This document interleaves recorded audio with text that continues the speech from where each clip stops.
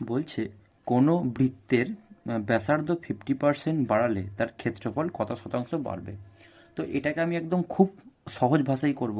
আচ্ছা, আমি ধরে নিচ্ছি যে আগে বৃত্তের ব্যাসার্ধ ছিল হচ্ছে 2।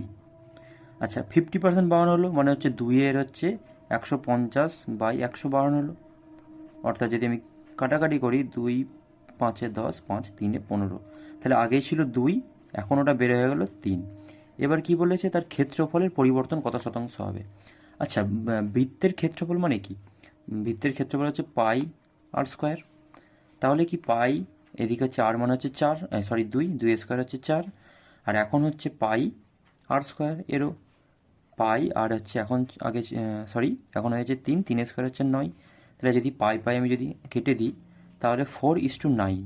মানে আগে যেটা ছিল 4, এখন ওটা বেড়ে হয়ে গেছে 9।